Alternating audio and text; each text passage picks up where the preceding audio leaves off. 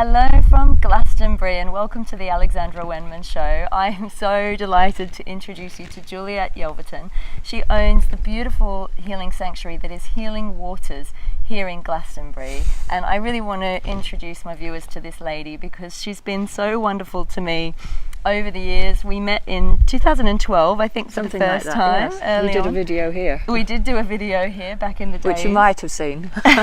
It was back in the days when I worked for Prediction magazine, That's wasn't right, it? yes. So it's been a while, because every time I've been back, you've sort of been in France or around. So yeah, I've been really busy. You have been. I think we've both been little world travellers over the last few years.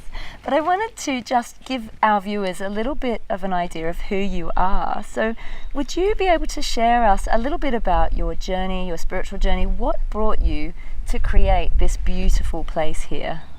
Ah, gosh, that's a bit of a long story.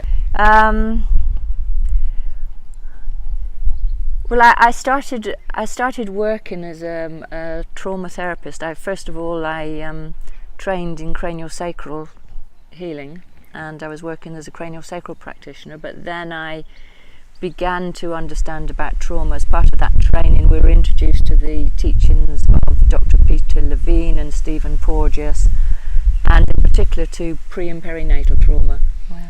And then I began to apply that work to my clients, and then I got really interested and did a much more in-depth training in pre- and perinatal trauma over a 7-year period, and just began to work more and more with people. And I realized that I needed a quiet, safe space in order to work with people, because the fundamental thing with working with trauma is it's not about any clever techniques. It's about creating a sense of well-being and safety for people. And when that happens, then their nervous system can start to just relax and begin to feel calmer. Because there's this idea that trauma is about some bad thing that's happened. Well, that's kind of part of it, but the real issue is that your nervous system is not recovered from that thing that happened. And that healing trauma is about healing the nervous system. It's a physiological thing. It's not an emotional thing. It's not a mental thing. It's not about changing your thoughts or your emotions, but that all follows suit when you change the physiology. So calmness and quietness is fundamental. So that's how I came to this situation of creating Healing Water Sanctuary, which is just a part of what I'm doing. Yeah, it's one component, isn't it? Very small part, yes. But how did you find the house originally? How did it come to you? Because it's just it's your energy is here. I just find you are such a calming, peaceful presence, and I think that permeates the whole space. It's just, the word that comes to my mind is serene. Every time I come back to Glastonbury, I come back here because I feel so safe here, and it's just been wonderful in the unfoldment of everything that's gone on since 2012. I don't know, like many of my viewers who've been watching the show will know that I went through a massive life collapse in 2012. Everything got pulled out from under me. Me too. You too, yeah. So I think there's quite a lot of us that are going through this kind of dark night of the soul. Yeah. It is like a proverbial baptism of fire, isn't it? Yeah, and it's important to know that even though you go through that you can get through it and you can recover and you can be well, and it's just like maintaining your faith and really it really comes back to taking care of yourself. Absolutely. Just even when you go through that horrendous difficulty, is just like to come back to yourself, to your body, your well-being, and focusing on that, on your health and your belief in yourself. Absolutely. It's all about self-love and self-nurturing, isn't it? Self-care. It's fundamental. Yes, so the other components of Juliet. Right. Yes. Tell us about you. Tell us about your journey and sort of, Well, first of all, to say that why did I start training as a therapist? Well, I had a whole lifetime of really awful situations. I've probably gone through the baptism of fire in most really traumatic situations, potentially traumatic situations, like right from early childhood, which has led me to understand about developmental trauma. Wow. I mean, first of all, I had a difficult birth, and then I had a very difficult childhood that caused me to have attachment disorder. So it's like when a child doesn't have a constant carer, in their life in constant attunement, then that damages a part of the brain, and that leads to incredible difficulties later on in life. So the whole of my life followed on in that manner because of having that early problem. Then it meant that I had a lot of difficulty in finding a secure home, a lot of difficulty in partners. I've had 3 marriages and divorces with people who had addiction problems. And addiction is always a result of trauma. I had children die, I had members of my family commit suicide, I had car accidents. My house, my wonderful place in France has had 3 fires. Wow. So it's just like been one thing after another, and it's been really grueling, but it was like it's an education. It really taught me to understand what is trauma, how do we heal from it, and above all it made me understand that pretty much everyone on this planet is suffering from trauma. Pretty much everyone, their nervous system is not functioning in the way that it needs to function in order to be happy, and to realise one's true potential. So in a way, the realisation of your potential and the healing of trauma comes very close to the whole concept about enlightenment. So Yes, the spiritual path. Unless you can really heal this trauma, then you don't have enough spaciousness in your consciousness in order to really get to that place of serenity and well-being, and to be reaching out to others as opposed to be totally honed in and focused on your own suffering.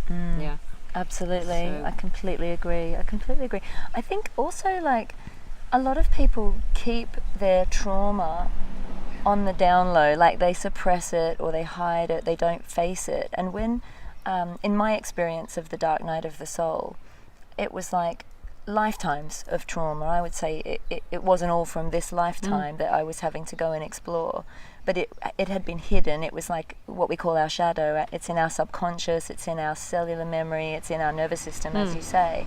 And a lot of people are just not aware of it. They're just about coping. And when you go through this dark night of the soul, or it's something that triggers it to come to the surface, can make you feel like you're only just going through a trauma, but it's actually that the old trauma can be shaken up so that you have to look at it, and then it comes out for you to heal it, for you to face it in a way. Yes, well, that's quite complex. What you've talked about is that, first of all, just take away this idea of blame. Not to blame anyone for not facing their trauma. No, I mean that's not at all my intent. No, that I wasn't know what you. I meant. I know you're not. It's more a subconscious thing that as humans we're not kind of. And it's not just subconscious; it's a physiological thing. Absolutely. And this is why the physiology is so important. So our primitive brain wants to protect us at all costs. And if we face a life and death situation, which could be being left in a cold room by a parent, or falling over a precipice, either thing, according to your age, will be traumatic for you. So when we are faced with a life and death situation, our nervous system immediately kicks in to protect us, either with fight or flight, or with parasympathetic shock or freeze. And if freeze means that our body is now flooded with chemicals that is going to make us unconscious, because that's the purpose of it, is to block the pain. Coping mechanism, isn't it? And when you've had a lifetime of that, you'll develop all sorts of other coping mechanisms and strategy, which is good because you wouldn't survive without that. So the healing of it is to see when those mechanisms aren't serving you anymore, and to start changing them, because we don't even realize we have coping mechanisms. We identify with that as our personality. So it's like, okay, this isn't working for me. Here I am in a situation again where I'm in poverty, or I'm in I don't have a relationship. It's like, what is going on that's making me not open up to the feeling of abundance and flow in my life, for instance. And when you begin to see those coping mechanisms aren't working, then you can start to change. But the change isn't about going into your trauma and digging it all up and facing all this blackness. That's a big mistake that that people get into this idea, I've got to purge myself of these experiences, because anything that smacks of pain is going to cause you to shut down even more, and is going to cause you to be re-traumatized, because the primitive brain cannot distinguish between a memory of something bad happening and it really happening. So we talk about titration, is that you just take a little taster of that experience and work with it and bring it into the present moment, and affirm that all is well in this moment, and that you're well and you're healthy. Affirm your well-being. But it has to be through a body, through a sensory experience. It's not just a mental thing. Oh, I'm well. It's not just affirmations in themselves are not really terribly effective. You have to go. Oh no, because it's sensory awareness. It's like mind, body, and soul, isn't it? And I feel like coming back to Healing Waters, it is about feeling safe first and foremost, isn't it? It has to be done in a safe container, otherwise you're just going to be thrown right back into it. And if you're healing, it's like, okay, in this moment, what are the sensory experiences of goodness that I'm going through? What am I experiencing right now? So I feel the sun on my face. It's lovely today. Summer Solstice today. That's my headgear. Summer solstice. And here I see before me this beauty, this wonderful beauty of flowers and colours and your lovely face, and so that gives me a good feeling when I look at you. Well, it's like looking in a mirror, honey, because you're just like the most beautiful, and you've come here glowing today as well, very angelic. I love it. So we have to look at what gives us a good feeling in the moment, and notice how that feels in our body, and that's the healing. It's not about, oh, this terrible thing happened to me and I've got to dig down to the deepest, darkest pain and experience it. I've got to feel my pain. Feeling your pain is just going to re-traumatize you. You can be aware you've had some pain, you can dip into it, but you need to get help in this moment of good, solid goodness in your life. You have to titrate it and resource yourself in the moment. Trauma is very, very complex, and the working of it is very subtle. And when we have been traumatized, the thing about trauma is it happens so quickly that we do not understand it. It's like, what happened in that moment? Why did that happen to me? And we cannot make sense of it, because the speed of it is so fast that there is no sense, and we're always left with the why question.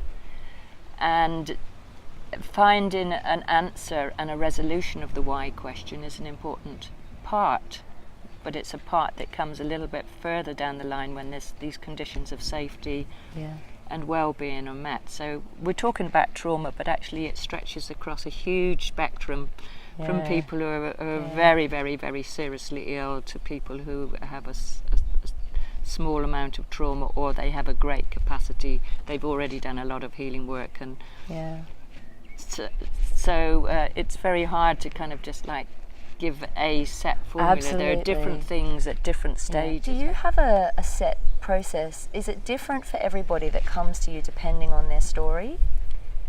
Well, for me it's always about getting to have a feeling of what's happening for that person, what's happening with their nervous system. So we sit down together, and I just get a sense when I'm noticing their body posture, the way they're speaking, how their nervous system is in that moment, whether they're talking very rapidly and have a very, very long story that they have to get out at all cost, or whether they're slumped and they can't speak. All those things will give me a very clear indication of what's going on with their nervous system. So then how I work with them will be dependent on what that information is that I'm getting in, that's coming into me. So I will use very, very simple things, and first of all it's just about putting somebody at their ease, for them to feel that I'm there and I'm listening to them, that I'm attuned to what's going on for them. It may be very, one of the things I do is make a nice pot of herb tea, and tea cures all, right? Tea cures all. I'm a great believer in tea. So yes, it's sharing. It's a sacred ceremony, sharing a cup of tea, isn't it? I might encourage them to walk around and look out and see the lovely view, which is one of the reasons why the view is so important, because it's so soothing to the nervous system. So I'm just very tuned in. It's not about any clever techniques. It's just about really, really tuning in to that person. And I may feel their pain, but it's not about me then getting sucked into the pain. No. So a very important thing for people working with other people who are traumatized is to really be watching yourself the whole time and taking care of yourself the whole time, because trauma is very contagious. And we can very quickly become fixers or rescuers because we're actually activated, and what's happening in that moment gives us a feeling that we are ourselves about to die. You know, not a conscious feeling, but that's how the nervous system will respond. I am going to die. This person's story is so horrendous, and now I'm identifying, now I'm merging with them, and I'm going down the plug with them. You know, if you're at that point when you're doing a session with somebody, you're in a bad way and you need to just stop because it's not going to help anyone. As a carer or a therapist, you need to be able to step back, be very resourced the whole time, and then you're holding a very clear and strong container for that person. Which this is part of what I teach on my training for therapists and carers. So we've just changed location. We have the beautiful tour behind us, and Juliet was just telling us a little bit about her trauma training. So can you tell us about your program? Yeah, so it's a 6-module training, and it's a professional training, so it's for carers. But the idea is that it gives you the opportunity to work on your own trauma, at the same time as understanding and acquiring skills to work with other people's trauma. But you don't come out of it as a trauma therapist, you come out of it with a significant improvement on your capacity to work with other people. So if you're a teacher or a social worker or whatever, it's like you have so much more awareness of when people are being activated and then how to work with them. So as you work with your own trauma and you become much calmer, a much better container to hold other people, then it means that the work that you are doing, if you're a masseur for instance, it becomes much deeper, so it significantly improves your level of work. Fantastic. And I want to, well, I'm on the point of creating advanced trainings with that, so that if you want to go much deeper, I have people that really want to take it further, so it's like we will go into depth with generational trauma, for instance, or pre-natal trauma. All those different topics will take them much more in depth. Yeah. Are you thinking about writing a book at any stage? Oh, writing a book. I've written a short book which gives, but it's not completed. I mean, it is completed, but it's not printed because I've just been so busy with everything. So many. But what I am wanting to do is, I already have a YouTube channel. I want to actually, as part of that channel, create a program whereby people can come along and talk to me about what's going on for them, and I help them. So it's a brief demo of how to approach somebody with specific difficulties and an understanding of what's happening in the body when we're traumatized, so you can get a sense of how to work with people's activation and so on.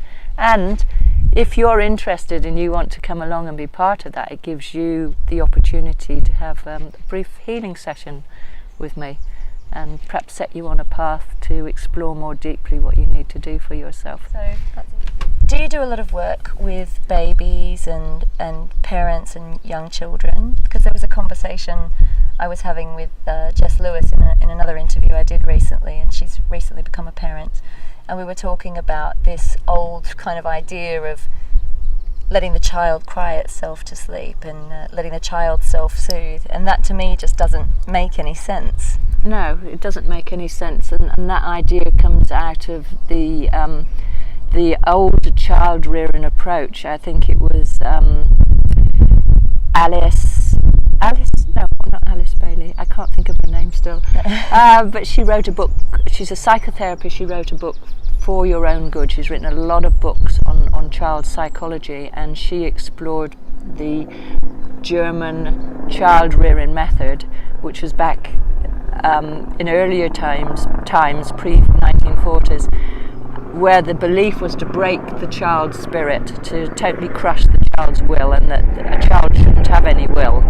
So when you crush a child's will, then they become completely malleable. So in her work, she particularly looked at the work of, she particularly looked at people like Mussolini and Hitler and serial murderers, for instance, and showed that when they were not listened to, we'll come back to the leaving the child to cry in a moment, when they're not listened to and they got very highly traumatized, they would then act that out in their own lives, and in the case of Hitler we know the awful consequences. So the idea of leaving the child to cry came out of that generation of method of child rearing. Then we had Dr. Spock in the 60s, and I've had clients that are a result of that were traumatized because they were put in their prams and left down the garden, you know, because it was told them that that's the way you need to take care of your babies, put them in the pram and leave them in the garden for their own good. So then we come on, even now into the modern times, with this idea that you will spoil your baby if you leave it, if you pick the baby up when it cries. But that is so not the case, that a baby never should be left endlessly to crying. When a baby cries, it's because they're distressed. That's their only means of communicating, that I'm suffering, I'm cold, I'm hungry, I'm frightened, and that it needs soothing. Your role as a parent is to teach that child how to self-soothe, and by picking the child up and soothing it, this is how it learns. And if you just leave the baby to cry, then that primitive part of the brain will flood the baby with chemicals that causes it to completely freeze, numb out, dissociate, disconnect. So it leaves the baby feeling completely overwhelmed and helpless. That's why it stops crying, not because it's self-soothed, but because it's frozen in terror. It's given up, right? It's completely given up, and that leads to people that then grow up, and there's a pattern imprinted there where they're not going to be proactive in their lives. They're going to feel like there's no one here to help me. Whenever I ask for help, I'm let down. I can't do it alone. All these kind of thoughts come into it, and so for that reason, don't leave your babies to cry. But Carlton Terry, who I trained with in pre and perinatal trauma healing, he wrote a paper called Empathic Listening, that a baby in their crying will tell you not only a problem that's happening at the moment, but what happened to them in the womb. And that when you begin to listen to that and hold them empathically and acknowledge that they're suffering, that in that way they can release the prenatal trauma around implantation, for instance, or birth trauma, or trauma around their journey down the fallopian tube, or conception. It's very. I did some rebirthing work a number of years ago, and the story around my birth was really telling. I mean, it sort of sets you up, I think, for some patterns to emerge in your life. And if you can go back and heal anything around the birth, it's really significant. I was sort of half breech, so it was like I'd turned around and was trying to climb back out, right? And then I did some regression work a number of years after that, and was regressed back to the story of my birth, like what was happening at the time around my birth. I flatlined at birth. I died, and my mother nearly died. And the doctor actually said to my mother, to my father, who was in the room, because my dad's a doctor, the doctor said, this baby's likely not going to make it. I was a big 10-pounder. My mother was tiny. And then when I went back, it was really interesting, because when I went back in regression to see what was going on, my consciousness sort of unlocked. And something happened. It was like the soul, as it was coming in, there was a realization that I was going to be born as a woman, as a girl again. And everything, I just went, I'm not coming. I'm not doing it. I'm just not doing it again. And then I was shown flashes of all these very traumatic lives as a woman. And it wasn't till, in this regression, it wasn't till I saw who my father was going to be, who my grandfather was, who the men in my life were going to be, who my brother was, and my husband, and that I was going to be surrounded by kind men, that I agreed to come. But in that moment, I had flatlined, and somehow the baby's body, the actual physical body, had turned around and was on its way out. Like, I'm going back up, right?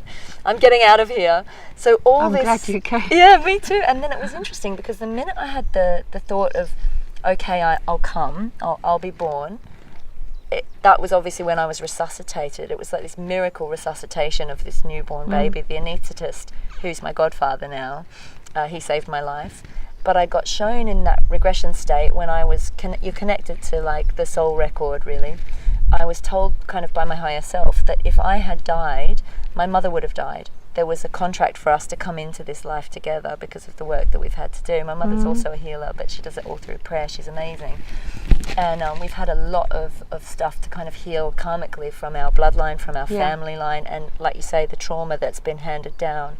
We go back to Celts and Vikings. There's a lot that went on there. There's so much. It's so interesting. It's so multi-layered. Yeah, so what you did was to repattern that experience. Yeah, and, absolutely. I also run workshops repatterning it, healing your birth wounds, which which I run with Juliet Yelverton, who's she's a midwife as well as being a trauma therapist and so on. So, I think I've looked at that one. I'd love to come and do that course. I think that it's so important to go back because from conception, you know, it's that's where everything. Yeah, those things that happen in those very early pivotal times lay the pattern, the imprint for the rest of your life. So the nature of the trauma at that point in time will repeat and repeat until you heal it. It'll come in, and I've talked about it in other videos, which I won't go into in this point. We'll direct people to some of your videos. Yeah, on my YouTube channel, so the pre-natal birth videos. So yes, it's very pivotal, that work. Wonderful. And so talk to us a little bit about Healing Waters. So if people come to stay here, what's on offer here? Because it's much more than just a place to come and stay, isn't it? You offer programs. Yes, we offer programs. Well, we have Lama Habay Rinpoche come in here in the spring, and he does wonderful Tara blessings and initiations and so on. So that's a really lovely point in time, and we invite other people to come and run beautiful things like that. But we also offer the venue out for groups, like you came with a group, and you can hire the whole venue to have exclusive private use, and we can also do some wonderful catering for you, vegetarian catering. People also come on retreat packages. We have a number of retreat packages. There's a 4-night retreat, there's a trauma healing retreat with myself. We have shamanic retreats with Rosemary, and she does about 5 different types of specialized shamanic retreats. And we have a health expert, Jenny Brown, so you can come on a wisdom health mentoring retreat. So if you go to the retreats part of the website, you can see all that we offer. Or you can just come, and like you have this weekend, and just come to spend some time here and enjoy the beautiful view. We have an incredible view. It's amazing. And you've got obviously the land here as well. You're not just coming to a building in beautiful nature. This retreat centre is actually in line with the Glastonbury tour, and the holy thorn tree there. The holy thorn tree here, and you're on one of the ley lines, and then you've got one of the original springs. Yes, this is the 9th spring of Avalon in the field, and it's generally unknown about in Glastonbury. It's a secret spring that we let people into if they're staying here, but the general public can't come. And I've just let the secret out, Juliet. I've just let the secret. You have to come and stay here to access it. Yeah, you have to come. So this used to be an inland sea, just at the bottom of my field here, and in the corner of the field was the Roman dock. And the legend is that Joseph of Arimathea arrived, walked up the causeway which goes through the Healing Waters field up onto the Wirial Hill, which is right behind Healing Waters, and planted his staff into the ground, which then became the holy thorn tree. And it's very unusual because it actually flowers on Jesus's birthday, which is the original birthday before they altered the calendar. So that's the mythology, whether you believe it or not. But certainly there was a dock in the corner of the field, and the spring we've done archaeological work on, and there's been the remains of chapel wall. Well, we interpret it as chapel, but also power objects and broken pottery that indicate that it was probably used as a ceremonial spring, a very special healing spring from ancient times, from pre-Roman times. And the energy is amazing there. I've had so many people come and they say it's so powerful. Wow. Yeah. It's an amazing place to be. I mean, even walking into, you've got the beautiful meditation room in Healing Waters, and you walk in there and the energy's just, it's powerful. It's definitely a portal, I believe. Yes, so many people say that. It's like, gosh, the energy is so strong in the meditation room, and also in the Kuan Yin room in my other property, which I have close by, just 2 minutes walk from here, where I also take guests, and I run my training from there, and I do my therapy sessions. The Kuan Yin room also has this fabulous view. Wow. And the energy is lovely, but it's very different. It's a different energy from this meditation room here, which is so still, and it's just like takes you down, doesn't it? It's just like pristine energy. Yeah, it's pristine. We were talking last night, when I first came to stay at Healing Waters in 2012, this was the place where I channeled my Precious Wisdom healing system. It had been coming through for sort of the year leading up, and then I came here in the October of 2012. I knew I was having to go to Egypt. I stayed in the peony room. Yeah. And I remember the picture on the wall, which you've shown me this morning. Yes, that's right. And I had a meditation in the meditation room where I met my galactic healing guide, and at 6 o'clock in the morning I woke up being given my attunement for my healing system, and it was all here. I do believe this is a multi-dimensional portal. It's very sacred land here. It's incredible. It's very really it is incredible. really sacred. Yes, and it looks kind of quite ordinary, but it's not. It's like the old myths of Avalon, where you go beyond the veil. Yes. If you've read Marion Bradbury's book, The Myths of Avalon, it is very much like that. You can either see it as the ordinary, or you can go beyond the veil and you step into the utterly magical. And we do have the myths. So and you had a Kirlian photographer here, didn't you? I did, and took the photograph of the ley line. It was just incredible.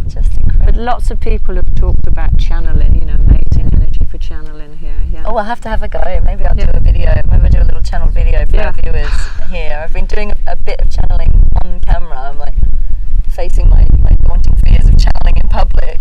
I did one in Egypt on the Stargate in Abu Ghorab. It was profound, and it was amazing because as I'm speaking, you can hear layers of voices on the wind coming through while I was it was amazing. I didn't hear it till I got home to London, and I was like, you listened? Wow, you can actually hear them. It's incredible. I'll give it a go, because that room is so potent. It's pristine but potent. It's amazing. Yeah. So I want to ask you about France too, because you have another property in the south of France. What do you do at that location? Okay, well, it's an amazing property. I have 100 acres of land there. It's forest and this beautiful pristine river, and it's just totally in nature. There's deer and wild boar and abundance of butterflies, and it's so peaceful. It's way more peaceful than here. Can you get more peaceful than here? Exactly. It's like when I get there, it's just completely secluded. The nearest neighbour is a couple of miles away. And I run retreats there for people that have done my trauma skills training. So we run a retreat for that, but also I'm opening up to other people to do retreats, because the nature is so healing, and as I talked before about the sensory awareness, it's so easy to really immerse yourself in sensory awareness there. And we have horses, and we do equine assisted trauma healing therapy. So I want to, if you're a war veteran or you're suffering from PTSD, I invite you, because this is really powerful work. It's really, really powerful work for healing. Such good work. It's so beautiful. So how can people get in touch with you? How can they find you online? Okay, well, they can find me through my website, JulietYelverton.com, or the Healing Waters website. And if you're interested in my training, my professional training, if you go to workshops on that website, and you can see there. I also have an intro day once or twice a year, and there's a link for that. And also my prenatal trauma healing workshops will be on there. So I'll share all the links below in the comments. They'll flash up on the screen as well while we're talking. So that's how you can find me. I also have a YouTube channel, so if you look for Juliet Yelverton, an Instagram account. Yeah, she's on Insta. She's moving with the times. I am. I try to keep ahead. The technology is so important. Yes, it can be a tool for our ultimate destruction. Or a tool for our ultimate reconnection. Absolutely. And we were just saying briefly how, I wanted to say briefly about how important I felt that trauma healing was, that it was pivotal for addressing the environmental issues and the path we seem to be on at the moment. Whether you believe in climate change or not, that we're in this very small window of time where conditions are changing on this planet so rapidly that we're going to have to evolve really, really quickly, because humanity has never ever before had to tolerate such rapid shifts in temperature change and weather patterns, social pressures and so on. And that healing trauma is fundamental in actually healing that, because as we heal our trauma, then our consciousness begins to shift. And that at the moment we can see that a lot of the things happening on the planet are a result of trauma. Even if you look at political leaders who are corrupt or dysfunctional, you know, a lot of those or most of those, I think, were very, very traumatized, and then they are doing things that are not serving the planet, like the continued oil industry, for instance. I'm a director on Avalon Community Energy here in Glastonbury. We're putting solar panels on the roofs of schools to create, to improve their, to reduce their fuel poverty. That's amazing. So this is all linked to trauma, and as you go deeper into it, you can see what those links are and how we can heal it when we heal trauma.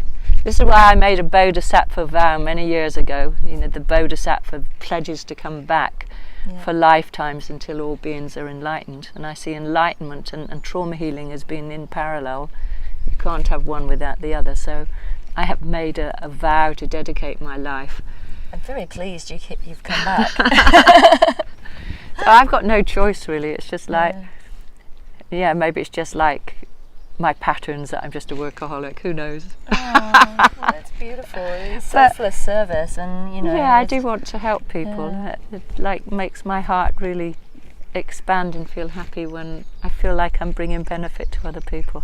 And I think you do, even just by being in your presence, my darling. And we all can get to that point, because it's when we create a possibility to be present to what's happening around us, then we become a container for healing for other people. So we model what we want in the world, by building a strong healing presence in ourselves.